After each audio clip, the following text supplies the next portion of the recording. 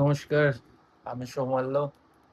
ঘড়ির কাঁটায় ঠিক ১১টা, রাত ১১টা। আজ ১৬ই আগস্ট ২০২৬, রোববার। তো যে বিষয়টায় কথা বলতে এসছি আজকে, সেই বিষয়টা হলো একটা মুভি দেখতে গেছিলাম আজকে, বেঙ্গলি মুভি। কেউ বলে বিপ্লবী, কেউ বলে ডাকাত। প্রথমে বলে রাখি, আমি আজকের ডেটে ভিডিওটা ছাড়বো না, কারণ আজকের ডেটে ভিডিও ছাড়লে হয়তো সিনেমাটা ক্ষতি হয়ে যেতে পারে, কিছুটা স্পয়লার হয়ে যেতে পারে। আমি ২-৩ দিন বাদে ভিডিওটা ছাড়বো, মানে আপনাদের কাছে যখন আমি এসছি তখন অলরেডি ভিডিও সিনেমাটা ৪-৫ দিন হয়ে গেছে। তো কেমন লাগলো সব বলবো, নিশ্চয়ই বলবো, কিন্তু তার আগে বলে রাখি, অনেক বড় বড় ব্লগার দেখেছি যারা এতদিন সিনেমা রিভিউ করে, এই মুভিটা নিয়ে অনেকেই সিনেমা রিভিউ করেনি, কিছু বড় ব্লগার ছাড়া। যারা মুভি রিভিউ করে, এই মুভিটা রিভিউ করেনি। কেন করেনি জানি না, করা উচিত ছিল, কিন্তু আমি করব। কারণ বাংলা আমার ভাষা, বাংলা সিনেমার বাঁচিয়ে রাখার দায়িত্ব যতটা না সিনেমা যারা করে তাদের থেকেও বেশি দর্শকের। ভালো সিনেমা হলে অবশ্যই ভিডিও করতে হবে, এটা আমার দায়িত্ব বলে আমি মনে করি। কেননা সোশ্যাল মিডিয়া এমন একটা প্ল্যাটফর্ম, যে মিডিয়ার মাধ্যমে ছড়িয়ে পড়বে সব দিকে।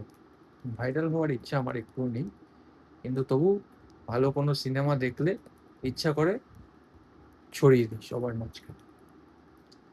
তো প্রথমে বলে রাখি, জিৎ অভিনীত কেউ বলে বিপ্লবী, কেউ বলে ডাকাত, বিপ্লবী অনন্ত সিংহের।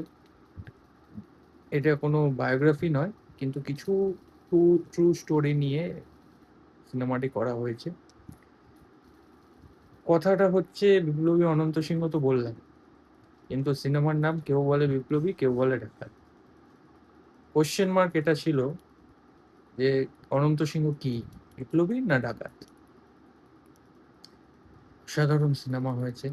দেখুন, সবার সিনেমার টেস্ট আলাদা। আগের যে সিনেমার রিভিউ আমি করেছি সেখানেও আমি বলেছি, এখানেও আমি সেম বলছি, সবার সিনেমার টেস্ট আলাদা। সবার সব কিছু ভালো লাগবে কি লাগবে না সেটা তার পার্সোনাল ম্যাটার। কিন্তু বাংলা সিনেমায় এখন যে একটা ফেজ চলছে, সেই ফেজে দাঁড়িয়ে এই সিনেমা একটা মাইলস্টোন হয়ে দাঁড়াবে। কেন মাইলস্টোন হয়ে দাঁড়াবে?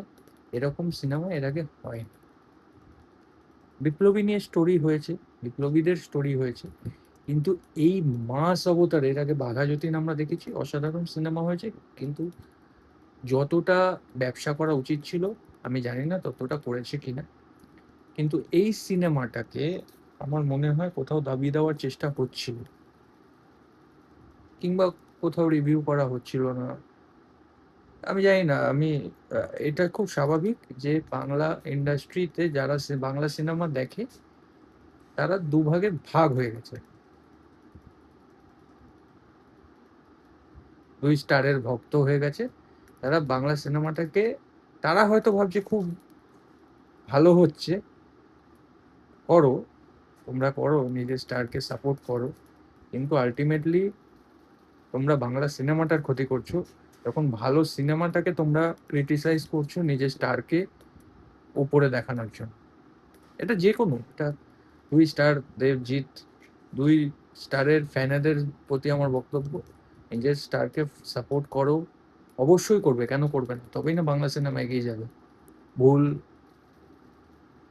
ঠিক যেগুলো আছে সেগুলো ক্রিটিসাইজ করো অবশ্যই, কিন্তু ভালো সিনেমা হলে গিয়ে দেখে তারপরে করো।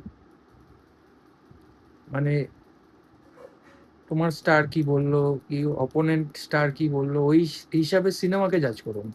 তোমরা যদি সত্যিই চাও বাংলা সিনেমা বেঁচে থাকুক, বাংলা ইন্ডাস্ট্রি বেঁচে থাকুক, তাহলে আমি বলবো সিনেমা হলে যাও, দেখো, তারপরে ওখান থেকে কি ভালো কি খারাপ সেগুলো জাজ করো। একটা পাতি কোশ্চেন করা হয়েছে সিনেমার মাঝখানে, সিনেমাতে, সিনেমা দিয়ে, যে স্বাধীনতার আগে, স্বাধীনতার আগে যখন বিপ্লবীরা স্বাধীনতার জন্য লড়তো, কোন স্বাধীনতার জন্য লড়তো? একটা কনফ্লিক্ট দেখানো হয়েছে সিনেমাতে। স্বাধীনতার আগে এক স্বাধীনতা বিপ্লবীর গল্প, আর স্বাধীনতার পরে তার বিপ্লবীর গল্প। মানে যে কঠোর কঠোর পরিশ্রম করে আমরা স্বাধীনতা এনেছিলাম, আমাদের দেশনায়করা যে সবাই সবাই খুব কষ্ট করেছে, সবাই দেশের জন্য প্রাণ দিয়েছে, যারা যারা বেঁচে ছিলেন, সরি, বেঁচে ছিলেন, তারা সবাই খুব কষ্ট করে দেশকে স্বাধীন করেছে। কিন্তু কিরকম স্বাধীনতা? মানে একটা সরকারি কাজ করাতে গেলে ঘুষ দিতে হয়। আমি এখনকার কথা বলছি না, আমি টোটাল সিস্টেমটার কথা বলছি। এই স্বাধীনতা দেখানোর জন্য স্বাধীনতা এনেছিলেন? এটাই দেখানো হয়েছে সিনেমাতে। তো সিনেমা অসাধারণ। আমার জিৎদা তো আছেনই, আর একজনকে আমার খুব ভাল লেগেছে, সেটা হচ্ছে টোটা রায়চৌধুরী। মানে সিনেমাটায় জিদ্দার একটা কারিজমা আছে। এই সিনেমাটা যদি অন্য কোনো অ্যাক্টরের কাছে যেত, হয়তো সেই হাইপটা হতো না। এই হাইপটা হয়েছে বলেই সিনেমাটা আরো পরিস্ফুট হয়েছে জিদ্দার মাধ্যমে, এটা এটা নো ডাউট। কিন্তু জিদ্দার সাথে সাথে সমানে সমানে একজন লড়ে গেছে স্ক্রিনে, সেটা হচ্ছে টোটা রায়চৌধুরী। উফ, কি মারাত্মক লোক, কি মারাত্মক, মানে কি বলবো, গায়ে কাটা দিয়ে দেওয়ার মতো ডায়লগ। পুরো সিনেমাটা জুড়ে আপনারা যদি দেখেন, একটা মোমেন্টও আপনি মিস করতে পারবেন না, মিস করলেই পরের সিনে কি হয়েছে বুঝতে পারবেন না। তো একটা মাস অবতারে জিৎদা এসছে। আমি একজন বাংলা সিনেমা প্রেমী হিসাবে মনে করি এই ভিডিওটা করা উচিত। 2-3 দিন বাদে ছাড়বো এই কারণে, কেননা এখন যে আমি জিনিসগুলো বলছি সেই জিনিসগুলো এখনই যদি চলে আসে, 1-2 দিন হয়েছে সবে, 16 তারিখ, আজকে 14 তারিখ বেরিয়েছে, 2 দিন হয়েছে, এখনই এত তাড়াতাড়ি আসা উচিত না। আমার মনে হয় পার্সোনালি যে আপনি যে স্টারেরই ভক্ত হন, বাংলা সিনেমার স্বার্থে, কেন দেখুন, হল অনেক কমে গেছে, ঠিক আছে, পয়সা বাড়িয়ে দিচ্ছে কিছু কিছু হলে। তো বাংলা সিনেমার স্বার্থে বাংলা সিনেমাকে ভবিষ্যৎ প্রজন্মর কাছে তুলে ধরতে, দেখুন, আপনি এক স্টারের ভক্ত,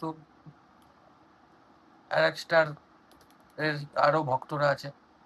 আজ থেকে 15-20 বছর বাদে হয়তো সেই স্টারেরা আর কাজ করবেন, অন্য কেউ আসবে, কিন্তু বাংলা সিনেমাটা বেঁচে থাকবে, বাংলা সিনেমা এগিয়ে যাবে।